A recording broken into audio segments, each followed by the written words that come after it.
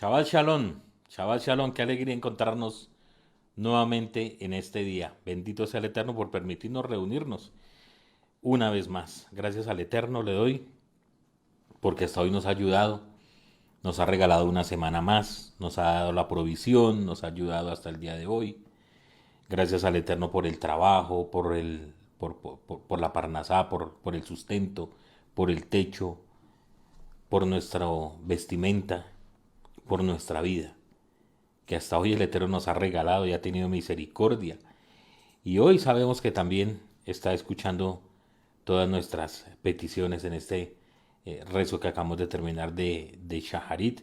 Así que sean bienvenidos. Hoy les quiero eh, dar la bienvenida a las personas que se están conectando por primera vez a este estudio Shiur, a las personas que nos escuchan desde fuera de Colombia y los que están conectados desde acá, sean todos bienvenidos. Shabbat Shalom. Hoy nuestra parashá tiene por nombre Toldot.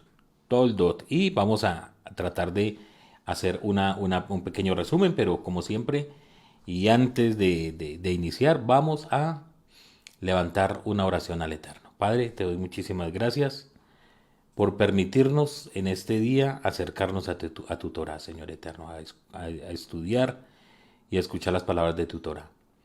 Padre Santo, bendito seas, Eterno, lo nuestro, por haber bendecido a tu pueblo Israel con tus mandamientos y ordenarnos el estudio de las palabras de tu Torah. Bendito eres tú, Adonai, el nuestro, por habernos dado la Torah. Amén y amén. Parashat Toldot o Toledot, como viene escrito en las escrituras.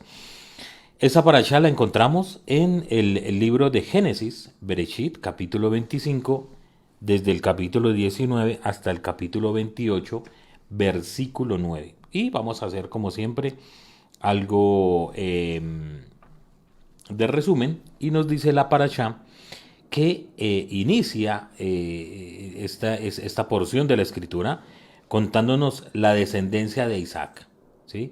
Toldot significa descendencia o generaciones. Y así inicia la escritura, dice, y estos son los eventos de Isaac. Isaac, hijo de Abraham, Abraham había engendrado a Isaac.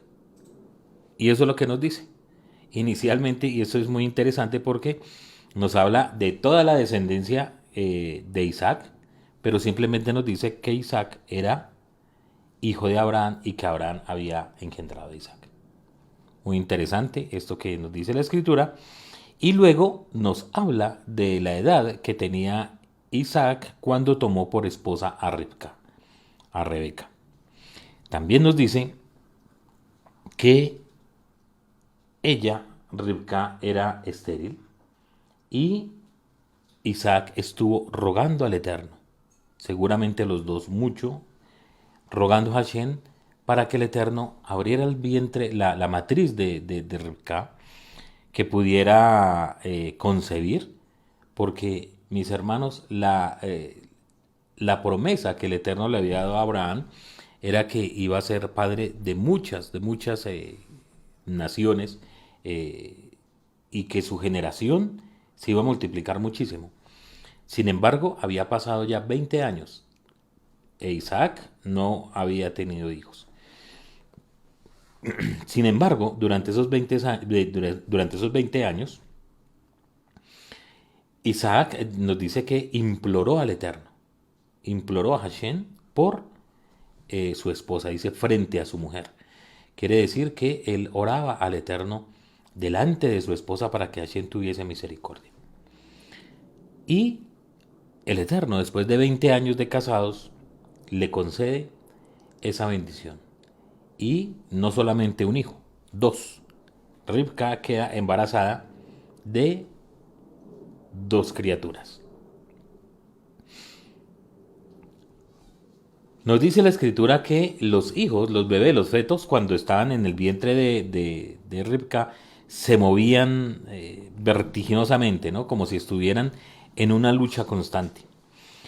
Lo cual Rivka había escuchado ya de otras mujeres y preguntaba si eso era normal, que esas cosas sucedieran. y realmente le decían que no fuera así, que eso no era normal. Entonces nos dice la escritura que Ribka fue a consultar al Eterno, y cuando nos dice que fue a consultar al Eterno, quiere decir que fue donde el profeta que estaba para esa época. Algunos creen que fue el mismo Abraham, porque para la época en que nacieron los hijos de Isaac, Abraham todavía vivía.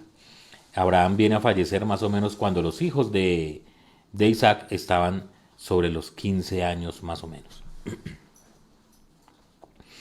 Y viene una profecía muy interesante a Ribka, y es que de ese par de criaturas que iban a nacer, iban a descender naciones, y que la nación del mayor iba a servir a la del menor. Muy interesante. Y se nos cuenta ya después el nacimiento de los hijos. Uno, rojizo, su cabellera era bien rojiza, era velludito, y él nació de primero, y su nombre es Esaf, así lo llamaron, Esaf. Y nos dice que cuando estaban haciendo cuando nació el hermano menor, lo cogió del talón, y él era lampiñito, no tenía así muchos vellos, y su nombre fue Jacob. Jacob. Hay un mal entendimiento en la traducción del nombre de Jacob, y mucha gente lo traduce como si fuera engañador, pero créanme que ese no es el sentido del nombre de Jacob. El nombre de Jacob es el que toma por el talón, que es una cosa totalmente diferente a lo que se ha venido enseñando durante mucho tiempo con respecto al nombre de nuestro patriarca.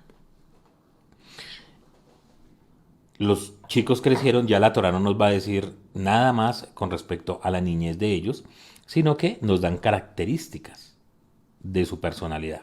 Nos dice que uno, Esaf, el mayor, era cazador, era hombre de campo, seguramente era un agricultor, ¿cierto? Era un buen hombre, echado para adelante, emprendedor. Y Jacob, dice la escritura que era un hombre íntegro, y es interesante de pronto profundizar un poquito más en lo que dice la Torah, y morador de tiendas, en tiendas. Entonces, ¿qué era morador en tiendas? Pues que por su trabajo, Jacob era pastor de ovejas, tenía que permanecer a veces mucho tiempo fuera de su casa, permanecer en las tiendas de donde iba dirigiéndose con su ganado. Luego, la escritura nos va a hablar de un episodio muy interesante, y es que algún día, ya cuando estaban grandes, Esaf llegó con mucha hambre después de haber cazado, y se encontró con que Jacob estaba preparando un guiso muy bueno de lentejas, con un guiso rojo, y negocian entre ellos la primogenitura. Y eso es de mucha controversia lo que sucede aquí, porque para algunos Jacob engaña a Esab, o por lo menos lo extorsiona, se aprovecha del hambre que tenía Esab para negociar la primogenitura. Sin embargo, Esab pues no era un bebé, eran personas de igual edad, recuerden que eran mellizos, y sabía a lo que se exponía. Y Esab no le importó la primogenitura, vio que era algo que era algo superfluo, que no tenía ninguna importancia. Esab vivía en un mundo en el cual para él lo importante era lo que vivía, lo terrenal, lo inmediato, lo material. Y finalmente vende su primogenitura por un guisado. Lo que no sabemos es si en medio de esta negociación hubo dinero o no, pues ya que era costumbre en la época que cada vez que se hacía un trato se cerraba con comida. Entonces es posible que el trato haya sido no con la comida, sino por dinero o algo otra cosa, y se selló ese pacto con la comida. No lo sabemos si fue de una o de la otra. Lo que sí sabemos es que Esab despreció la primogenitura, que es algo que el Eterno da, La primogenitura no la da el padre, no la da la madre, la da el Eterno, ¿sí? Porque solamente Hashem es el que sabe quién van a ser de primero. Nadie más lo conoce. Y así hizo Esab, vendió su primogenitura, se la entregó a Jacob, al hermano menor. Luego, la Torá nos lleva a otro sitio y nos habla que hubo hambre en el país. Parece que este capítulo 26 no corresponde de manera cronológica a lo que está sucediendo, a lo que está pasando. Sin embargo, nos va a hablar que por el hambre que hubo en la tierra, Isaac tenía la intención de ir a Egipto, como lo había hecho Abraham. Sin embargo, el Eterno no le permitió que saliera de la tierra. Y eso es algo interesante porque Isaac fue el único de los tres patriarcas de Abraham, entre Abraham y Jacob. Isaac fue el único que no salió de la tierra de promisión, la tierra que había sido prometida a nuestro padre Abraham. Él no salió, pero estuvo en la tierra de los Pelishtín, ¿sí? Para la época de los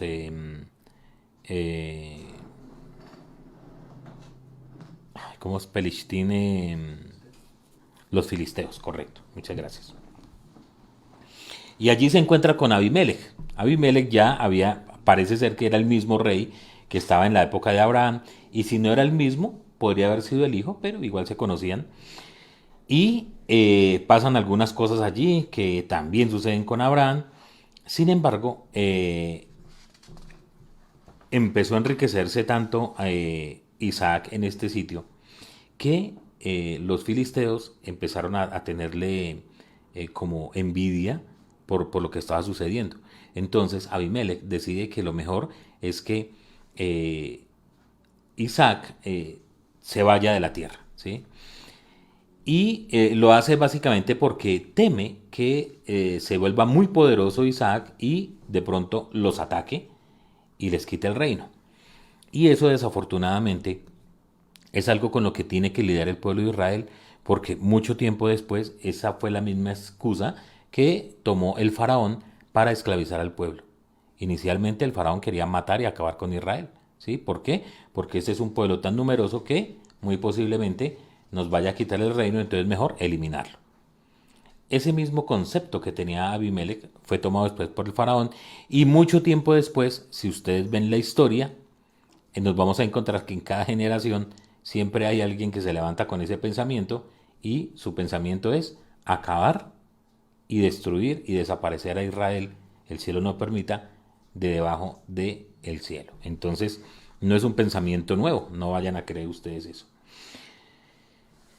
Y muchas de las luchas, de las peleas que tienen entre los siervos de Isaac con los siervos de Abimelech, era por los pozos de agua de manantial que salían. Recuerden ustedes que para la época y en un lugar desértico, pues el agua era un líquido que era la diferencia entre la vida y la muerte. Después nos dice que Abimelech va hasta donde Isaac y trata de hacer un pacto, ¿cierto? Un tratado de paz. Lo hacen, cierran ese tratado de paz con una cena, con una comida festiva, y de esta manera Abimelech vuelve a su tierra. Isaac, ya con toda su riqueza, empieza a peregrinar por la tierra que el Eterno nos ha dado. Y este capítulo nos habla que Esab, el hermano de Jacob, toma por esposa a una hitita, ¿sí? Una hitita que era de la tierra de Canaán, de la tierra de Canaán, de lo cual el mismo Abraham no quiso que se tomara mujer para Isaac, porque la escritura nos dice claramente que ellas eran rebeldes en espíritu, ¿sí? Los hititas, al igual que las 7 naciones que estaban en Canaán, eran naciones idólatras, tenían costumbres muy diferentes a las que ya el Eterno había enseñado a Abraham y a Isaac, ¿sí? Entonces, por eso era el afán de que no fueran a tener esposas de los cananeos. Sin embargo, Esab Ya tenía 40 años y tomó una mujer hitita y dice que fue de dolor para Isaac y para Ribca. Luego llegamos al capítulo 27 de nuestra parasha del día de hoy y nos vamos a encontrar allí con un episodio bien interesante, es decir, que este capítulo 26 que nos alejó un poco de todo el entorno, de todo lo que veníamos hablando, eh, nos aterriza el capítulo 27 nuevamente a la vida de los dos hermanos. Y es aquí donde vamos a encontrar algo bien interesante. Nos dice la escritura que Isaac ya era anciano, no podía ver, había perdido la vista y cree que ya su momento de partir ha llegado, por lo cual le dice a Esab que por favor vaya y tome, case algo, vaya y case algo, recuerden que Esab era cazador, y le preparará una comida porque lo iba a bendecir. Y aquí hay algo interesante, la gente se pregunta por qué tenía que ser con comida, por qué debía comer Isaac antes de bendecirlo. Y lo que dicen los sabios es que cuando hay hambre y el corazón y el estómago está vacío y hay tristeza, la profecía se iba de estos varones. Y pues básicamente cuando uno está hambriento, que no ha comido durante todo el día, pues realmente no tiene mucha cabeza para pensar en las cosas tan buenas y agradables que nos da el Eterno. Básicamente por eso Isaac, antes de bendecir a Esab, le dice que vaya, que haga una casa, case algún alimento y se lo prepare. Parece que Esab tenía una sazón muy especial que le gustaba muchísimo a Isaac. Pero Ribka había escuchado lo que le dijo el padre, Isaac, a Esab, y ella dice, no lo podemos permitir. Entonces llama a Jacob y le dice que tome un cordero de la manada de ganado que ellos tenían y que se lo llevara, que ella se lo iba a preparar como al papá le gustaba que le quedara la comida, y que fuera Jacob y se hiciera pasar por Esab para tomar la bendición. A lo cual Jacob inicialmente no accede. Dice, donde mi papá se dé cuenta, lo que vamos a hacer no va a ser una bendición, al contrario, me va a maldecir. Y la mamá toma un riesgo grandísimo, que es que la maldición, si eso llegara a suceder, no caería sobre Jacob, sino sobre ella misma. Traman todo un plan para que esto salga bien y finalmente Jacob bendice Isaac bendice a Jacob creyendo que era que era Esaú. Luego cuando llega Esab de tomar la casa, va y prepara la comida y se presenta delante del papá para que lo bendiga, a lo cual nos dice la escritura que para Isaac eso fue algo muy difícil, ¿sí? Dice que quedó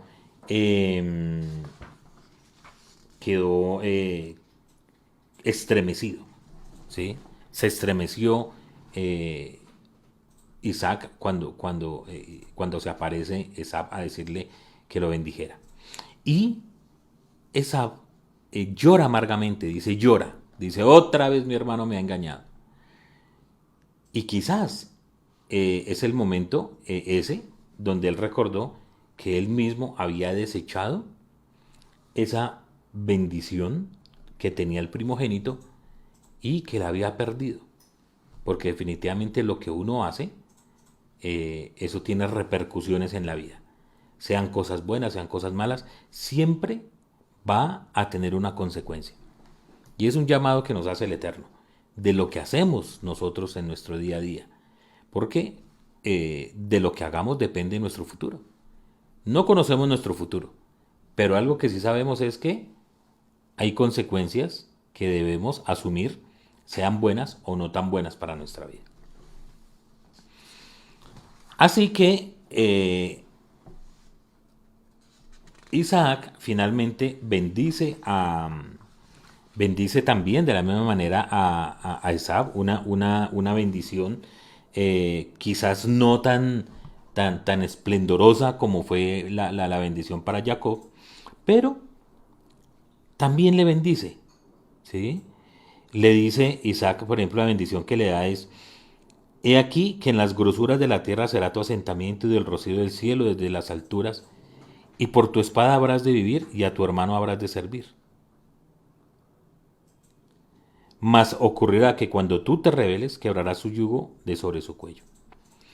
Y a raíz de esta situación, dice la escritura que Esab le guardó rencor a su hermano Jacob y prometió que cuando su padre muriera, él iba a hacer justicia por mano propia e iba a matar a Jacob. O sea, todo un episodio familiar termina en un odio entre hermanos y una disolución familiar, que de eso vamos a hablar en esta enseñanza. Le fue anunciado a Ribka que lo que había pensado y lo que había dicho Esab. Quizás se lo dijo a los siervos, muy lleno de ira, lo que haya sido, y la mamá se enteró y dijo: no puedo arriesgarme a perder a Jacob, porque sabía Ribka que las promesas del Eterno se cumplen y que no, y el Eterno no iba a permitir que Jacob fuera a morir en enfrentamiento con su hermano, y quizás el que también fuera a morir era Esab. Entonces dijo: no los voy a perder a los dos en un solo día. Y entonces habla con Isaac, con su esposo, y deciden que es momento en que Jacob se vaya de la casa y vaya a formar una nueva familia, que tome un nuevo rumbo, con el deseo de que vuelva pronto a la casa. Así que lo envían a donde el hermano de Ribka, donde Labán. Y parte Jacob para allá, con la triste consecuencia de que fue la última vez que volvió a ver a su madre con vida. No la volvió a ver.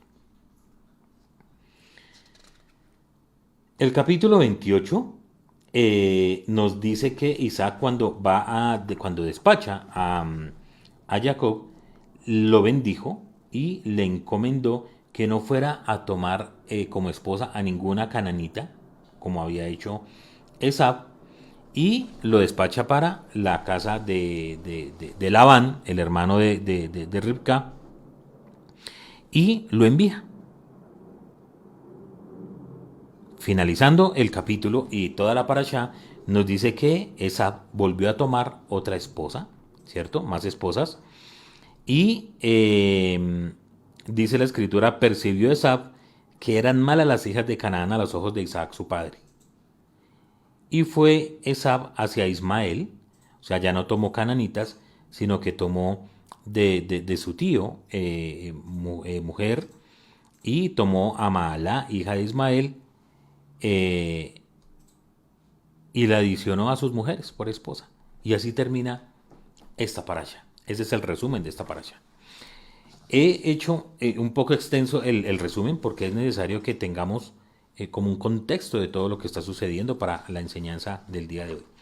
El título que le hemos dado a este shiur, a esta enseñanza, es: tú tienes la decisión. Y hay algo interesante. Como les comenté en el inicio, el profeta le dijo a Ribka que iba a tener 2 hijos. Y de esos hijos iban a salir 2 naciones.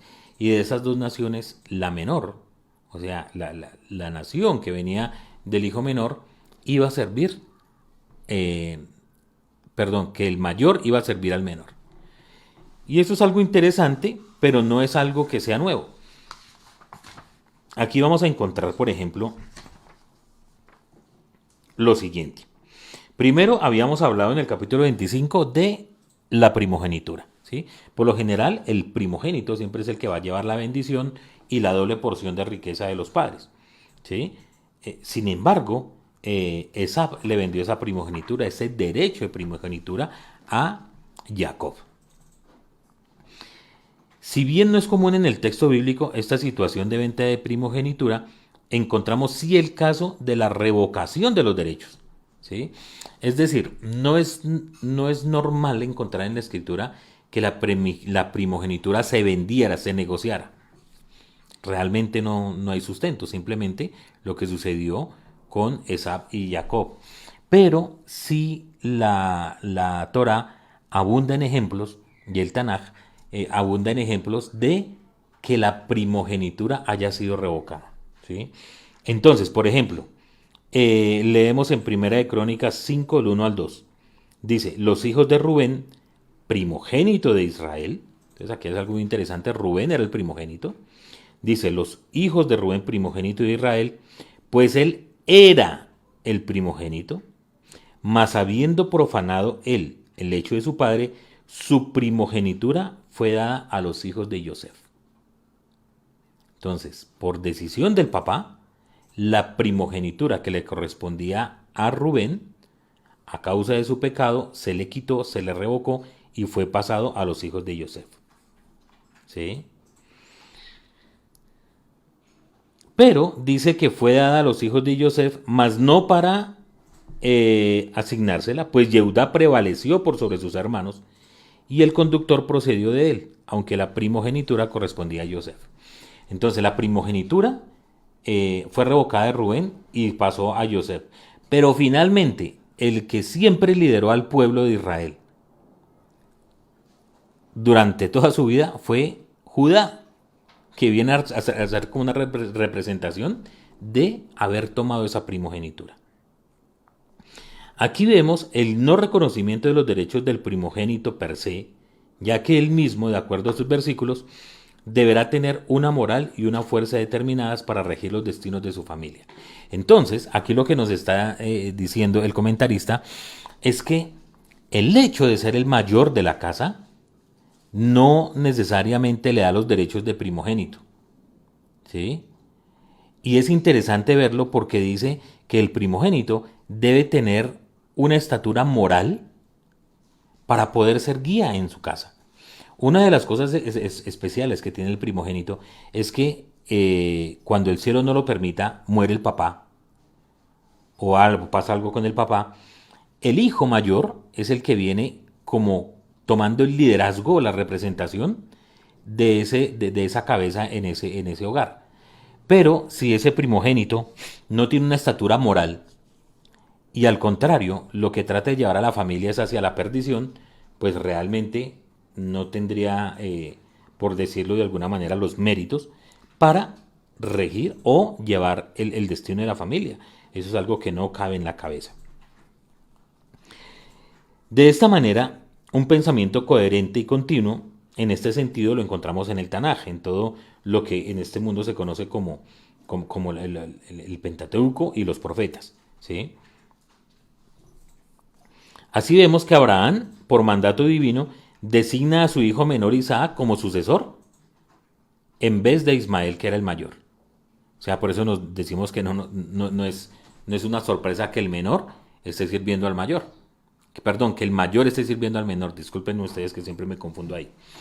Abraham dio la primogenitura y todos sus derechos de primogénito a Isaac, que era 13 años menor que Ismael. ¿Sí? Otro ejemplo. Jacob el menor será el fundador de la casa de Israel y no Esab, que era el mayor. ¿Sí? Jacob otorga prioridad a Efraín, o sea, al hijo menor de Yosef, por encima de Manasés. ¿Recuerdan la bendición cuando hace José la bendición, perdón, hace Jacob la bendición sobre los hijos de Yosef? Entonces pone a Efraín, que era el menor, por encima de Manasés, que era el mayor. Cuando el profeta Samuel va a ungir al próximo rey, recuerden ustedes que Saúl, el rey Saúl, había pecado y se le ordena a Samuel, al profeta, que vaya y unja a uno de los hijos de Isaí. Y lo primero que piensa el profeta tiene que ser el mayor. ¿Sí? Y va a buscarlo y luego ese no es, hasta que llega al menor y el menor es el que es ungido como rey. ¿Sí?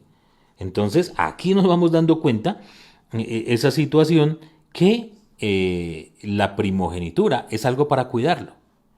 Es más, la Torá después va a legislar en Deuteronomio y nos dice que no, y el otro ejemplo grande es que el Eterno no escogió a Israel porque fuera un pueblo numeroso, grande y poderoso, ¿no? Lo que dice es que lo escogió precisamente por ser el más pequeño de los pueblos. Por eso escogió a Israel. La Torá va a legislar sobre el tema del primogénito y va a decir que el primogénito va a gozar de una doble parte de la herencia y de las bendiciones que por ley tiene. Pero la primogenitura se puede perder. Se puede perder porque debe tener una estatura moral para poder regir los destinos del hogar. En lo que hace a la esencia de este capítulo encontramos la lucha por parte de Rebeca, para ser poseedora a Jacob de la verajá paternal. Ella está pensando, y quizás como hablamos en el episodio donde Sara le entrega a Agar a Abraham para ayudarle al Eterno. De la misma manera, Rivka está haciendo como lo mismo, ¿no? Si el Eterno prometió esto y yo no veo que se cumpla, no, pues tenemos que hacer algo, actuar para que efectivamente Jacob se quede con la bendición. Algo que realmente no estaría bien, ¿sí? La verajá, que significa la bendición, está relacionada con la primogenitura. En hebreo son las mismas letras. En hebreo, bendición significa verajá. Así se escribe verajá. Y primogenitura o primogénito es bejorá. Comparten la misma raíz, las mismas letras. Y por eso es que la verajá se relaciona muchísimo con el tema del primogénito. En opinión de Abarbanel, se distinguen tres categorías de verajot, de bendiciones. Uno, la primera que dice él, cuando el Eterno bendice al hombre, queriendo significar ello que el Eterno derrama a raudales sobre la persona el bien y la abundancia. La primera, ¿cierto? Donde rogamos que el Eterno, cuando nosotros bendecimos a nuestros hijos, lo que más anhelamos es que el Eterno les dé de todas las bendiciones y malas que le prometió a Abraham y a Isaac y a Jacob. ¿Sí? Que sea algo bien y abundante. Que no tengan necesidades, que sean muy bendecidos económicamente, etcétera. Segundo, cuando el hombre bendice al Eterno. Sí, cuando el hombre bendice al Eterno, el hombre también puede bendecir a Hashem. Con el sumo respeto, porque ¿quién es más grande que el Eterno? Pero sucede. Cuando le bendecimos, queriendo significar con ello que esa persona que está bendiciendo al Eterno le reconoce por todo lo que el Eterno da, lo bendice, le agradece, le da alabanza. Cada vez que nosotros estamos rezando los salmos, ¿cierto? Que estamos orando con salmos, que estamos acercándonos al Eterno con salmos, cada vez que le agradecemos a Él, cada vez que le damos gracias por todo lo que nos da, por lo bueno que ha sido, eso es una forma de bendecir al Eterno. Y la tercera bendición, cuando el hombre bendice a su prójimo, ¿sí? Para prepararle para recibir los mejores deseos de bien y abundancia, actuando a veces como en el caso de los Kohanim, de los sacerdotes, que bendecían al pueblo en nombre del Eterno. ¿Sí? Sirva de esto, dice el escritor, la Birkat Kohanim, la bendición sacerdotal, ¿sí? Que hacemos cuando estamos en el rezo, y es que en el nombre del Eterno se bendice a la comunidad, se bendice a los hijos, se bendice al prójimo. Esas son las tres clases de bendición. La que el Eterno derrama bendición y vida buena y abundante sobre su creación, sobre el hombre. La segunda, el agradecimiento que el hombre puede dar al Eterno. Y tercero, la bendición y los buenos deseos que uno puede tener para con el prójimo. Bien interesante este tema. Entonces, nos vamos a encontrar aquí con este tema entre los hermanos. Algo interesante es que, y lo podemos ver hoy por hoy en las familias, es que tenemos nuestros hijos. Yo en mi caso personal tengo 3 hijos, ¿sí? Cada uno se lleva a cierta edad, el mayor, y tengo 2 niñas, varón el mayor y tengo 2 niñas. Y no puede ser lo mismo el tipo de amor que uno exprese hacia ellos o la forma de educarlos, porque cada uno es un mundo diferente, ¿sí? Y esto vamos a encontrarlo con este episodio de Esab y de Jacob. Se ha malentendido cuando se dice que Isaac amaba a Esab, al mayor, y que Ribka amaba a Jacob, ¿sí? Y entonces algunos han dicho, ella amaba a Jacob, pero no amaba a Esab. Eso es absolutamente falso. No conozco el primer papá o mamá que diga que odia a su hijo. Eso realmente sería algo muy triste y el cielo no lo permita. No sucedió en este caso. Solamente que cada uno tenía la esperanza puesta en cada uno de sus hijos con respecto a la promesa que el Eterno había dado a Abraham. Y eso sí es algo de analizar un poco más. Pero cada uno de los hijos tiene una forma de ser. Cada persona es por eso se dice que es un individuo. Individuo viene de una palabra que significa que es una persona individual. Si es individual, pueda que se parezca físicamente al hermano, a la hermana, pero su interior es único. Su neshama, su alma, es única. Cuando el Eterno creó al ser humano, le dio un alma muy diferente a la otra. Totalmente diferente. Y aunque sean gemelos, aunque sean mellizos, no son la misma persona. Son diferentes. El Eterno puso en cada uno de ellos su alma, su propósito con el cual los envió a la tierra, para que lo pudieran explotar, para que lo pudieran echar hacia adelante el propósito con el cual, el objetivo con el cual el Eterno les envió.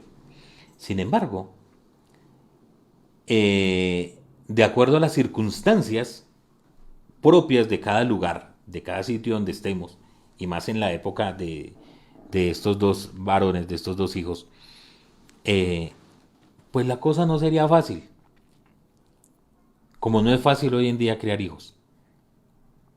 No lo es. Tratar de entender a cada uno según como fueran, ¿cierto? Según sus características. Y en la misma casa uno puede tener al hijo explosivo y por el otro lado al que es absolutamente tranquilo, que mejor dicho puede pasar un terremoto y ni se inmuta, y podemos tener al temeroso, y pues de muchas formas y de muchas maneras nos vamos a encontrar con estas circunstancias en nuestra casa. Y eso sucedía con Esab y con Jacob. Aunque eran gemelos, no podemos decir que por eso eran iguales. Ahora, una cosa importante que tenemos que saber es que no podemos tildar a Jacob como el sádic y a Esab como el rasha, como el malvado. No, eran niños, eran jóvenes, cada uno con sus pensamientos puestos en sus objetivos. Al uno le gustaba el dinerito, le gustaba la vida a campo abierto, ir a cazar, la agricultura. El otro era más de la casa, era pastor de ovejas, Jacob, un poco de pronto más estudioso, más centrado, pero finalmente cada uno servían al Eterno de acuerdo a lo que eran. No podemos inferir de lo que sucedió acá que Esab no buscaba de Hashem. No, como individuo lo hacía. Sin embargo, lo hacía a su manera. Y no se podía pretender que hiciera lo mismo o actuara de la misma manera que Jacob, que nuestro padre Jacob. Y eso es algo importante que nosotros podamos entender en nuestras familias. ¿Sí? No podemos pretender que nuestros hijos sean una copia fiel uno del otro. ni para bien ni para mal. Cada uno tiene que ir decidiendo qué es lo que piensan hacer qué es lo que piensan hacer con su vida. ¿Cuál es la manera de servirle al Eterno? ¿Cuál será su forma de comportarse en la sociedad? Y nosotros como padres debemos tener la sabiduría para encaminar a cada uno de nuestros hijos. Como les decía, Esab dice que era hombre de casa, hombre de campo, fuerte, grande. Le gustaba vivir la vida, como se puede decir ahora. Mientras que Jacob era otra persona. Y hay algo que escuché en una enseñanza esta semana. Y es que Isaac sabía efectivamente que Jacob era un hombre entregado a las cosas más espirituales que Esaú. Pero Isaac pensaba que la descendencia de la promesa dada a Abraham iba a estar repartida entre los dos hijos. Pensaba Isaac que de las 12 tribus, de las 12 tribus que iban a nacer, que iban a venir por parte de él, 6 vendrían por Jacob y 6 vendrían por Esaú, para completar esas 12 tribus que vendrían de Isaac. Sin embargo, quizás el que estaba más comprometido con la promesa y con las cosas espirituales era Jacob. Pero Isaac sabía que tenía que seguir llevando a Esaú por el buen camino, por el buen sendero, hasta que Esaú tuviera la capacidad de entender la responsabilidad que tenía de ser primogénito y de llevar a cabo la propuesta que Hashem tenía para él. Y por eso dice que Isaac le pidió que hiciera el guisado para bendecirlo. Y me gustó mucho esta enseñanza porque dice que muchas veces nosotros estamos en situaciones tan difíciles que lo único que nos salva es una bendición de alguien. Cuando estamos en último, no queremos que nos maldigan. No queremos que nos digan, este es un ocioso, este es un malvado, este no quiere hacer nada. No. Eso es lo que menos queremos. Queremos a alguien que nos tienda la mano y nos dé una bendición. Y quizás ese era el propósito que tenía Isaac, de bendecir a Esaú, de darle ese último empujón para que Esaú pudiera reconocer al Eterno y pudiera tomar en serio las cosas que venían en adelante. Lamentablemente, no fue así, por lo que haya sido.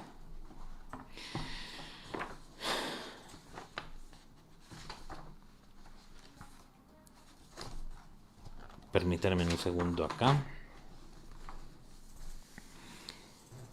Nos dicen los sabios antiguos que cuando una persona, en la Gemara en el Tratado de Berajot, en el Talmud Tratado de Berajot, capítulo 5, dice que uno debe luchar todos los días contra sus instintos, ¿sí? Contra los malos. Por los buenos, qué bueno que cada día puedan subir y puedan crecer, pero que cuando uno está con esos instintos que lo empujan a alejarse del Eterno, que lo empujan a hacer cosas malas, dice el Talmud que uno debe tener 3 modos de resistir a eso. Uno, que es decir, las malas cualidades como la envidia, como el odio, el orgullo, la búsqueda de respeto, codicia, ambición por las cosas materiales. Es una de las formas en las cuales el instinto malo se presenta, ¿sí? Que ese es lo interno, ¿sí? Cuando tenemos que luchar contra las cosas malas externas, ¿sí? Que es lo que la misma vida externa nos ofrece, ¿cierto?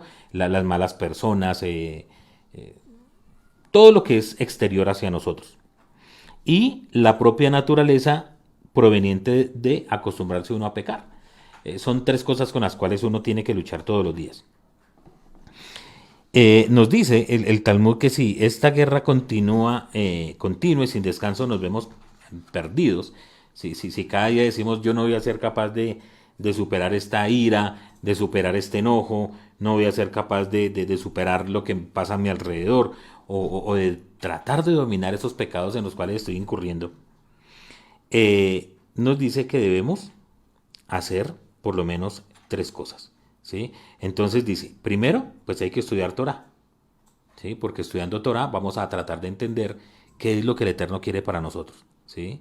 Entonces, como si eso fuera un propio negocio, o sea, como si nuestra vida dependiera de eso, debemos estudiar Torah. Es lo primero que debemos hacer para bajar esos niveles de,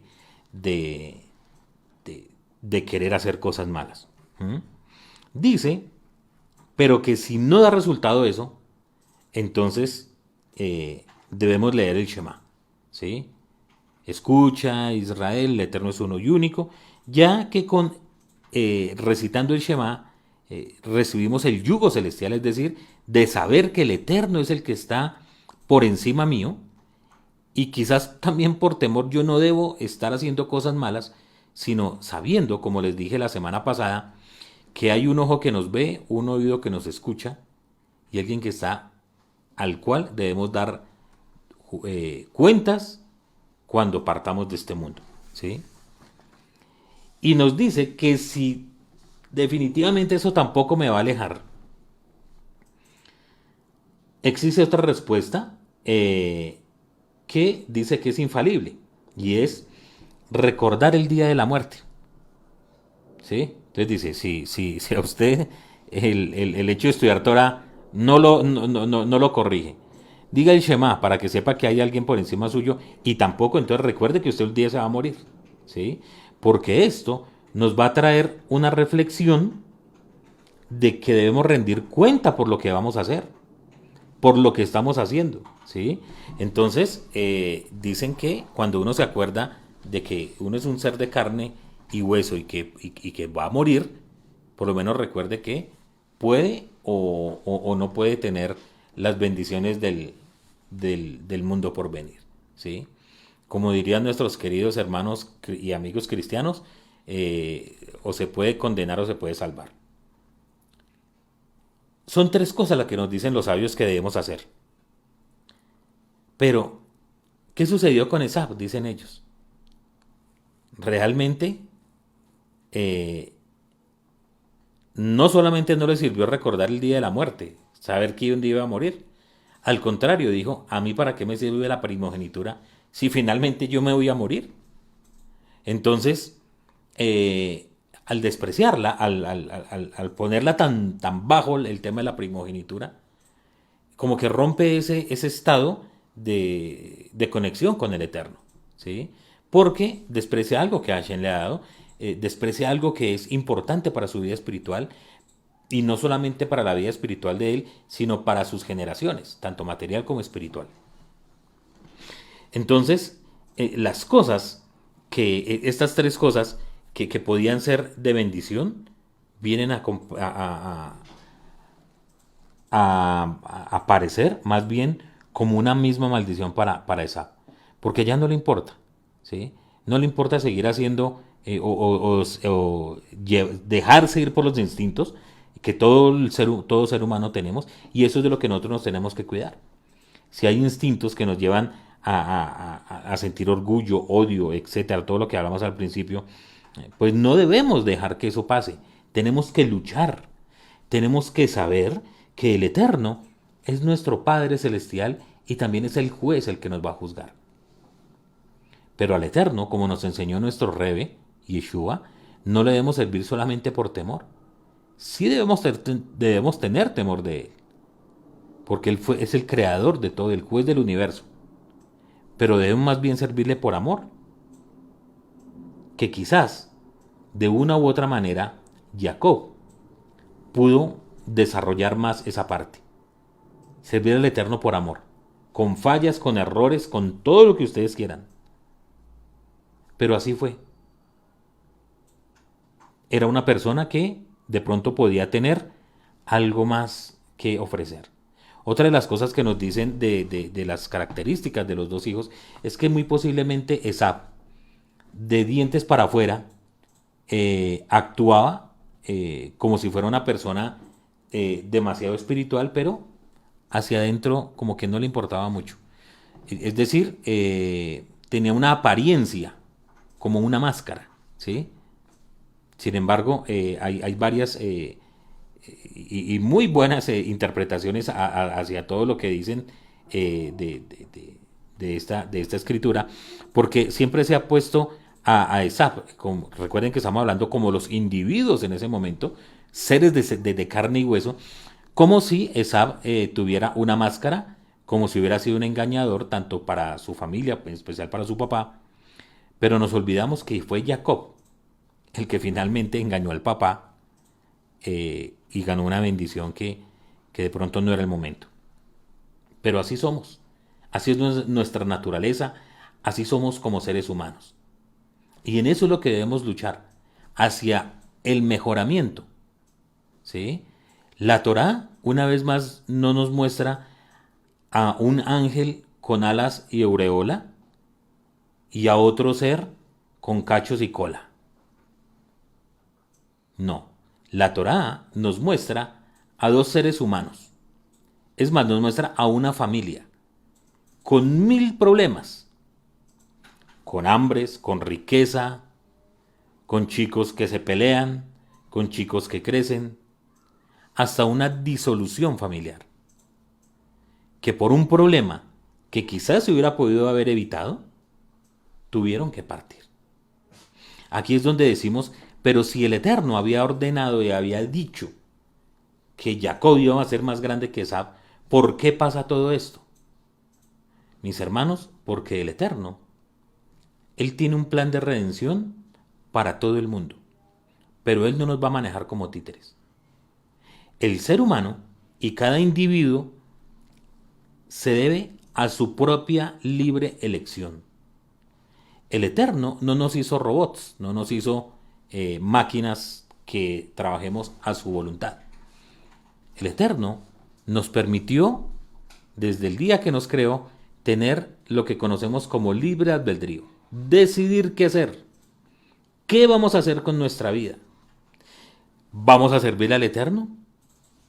¿O vamos a irnos en contra de la voluntad de Hashem?